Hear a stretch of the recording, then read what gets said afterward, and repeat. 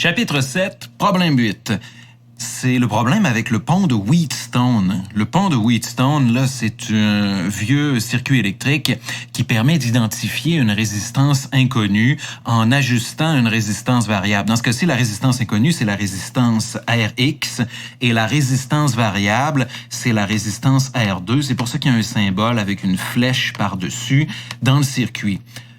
Le problème 8 du chapitre 7, honnêtement, est facultatif. Et à l'examen, on va pas vous coincer avec un machin comme ça particulier, ou peut-être, qui sait. Mais sans blague, là, le chapitre 7, ça prend un truc, là. Il faut comprendre que le galvanomètre, qui est rien de plus qu'un ampère-mètre au milieu, mesure un courant I égal à 0. Donc, il n'y a pas de courant qui passe à travers le galvanomètre ou l'ampère-mètre, appelez-le comme vous voulez. Et s'il n'y a pas de courant, ça veut dire que le point A et le point B sont au même potentiel. On peut écrire delta VAB égale 0 volts, ou si vous voulez, VA égale VB. Ça revient au même. Dans tous les cas, ça veut dire que le courant qui circule entre A et B est égal à 0. Et ça vous donne un circuit.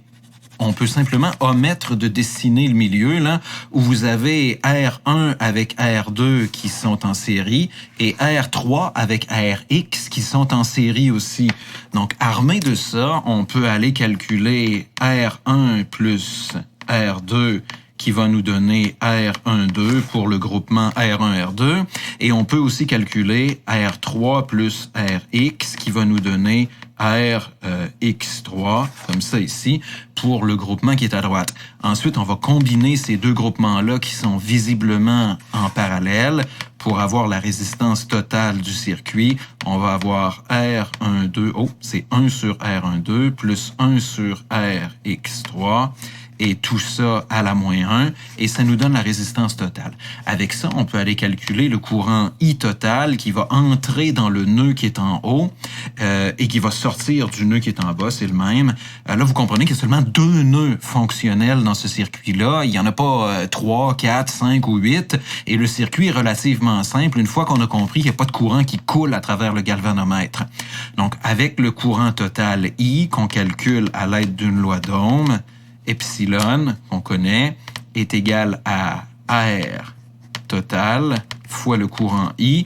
On peut commencer à écrire des lois des nœuds et des lois des mailles avec peut-être I1 ici et I2 là. On va avoir I total ou I tout court est égal à I1 plus I2.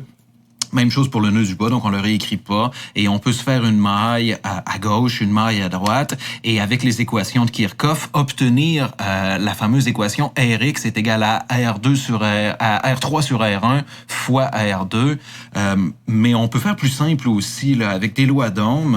On peut aller avec delta V égale RI pour chacun des groupements, comme on a la même différence de potentiel aux bornes du groupement 1, 2 et du groupement 3, X, on peut aller chercher ça et réécrire l'équation. Vous utilisez une façon ou d'une autre, là, moi je ne le ferai pas au complet avec vous, vous allez obtenir la bonne réponse et je vous répète que pour l'examen, on a d'autres chats à fouetter là, que le circuit très très particulier du pont de Wheatstone. Une fois qu'on a compris qu'il n'y a pas de courant qui coule dans le galvanomètre, on utilise la méthode qu'on veut et on le solutionne comme on veut. C'est pas quelque chose qui est difficile, mais c'est pas quelque chose qui est terriblement pertinent non plus pour l'examen. Allez, j'arrête là, vous le continuez si vous voulez ou vous passez au prochain problème si vous désirez.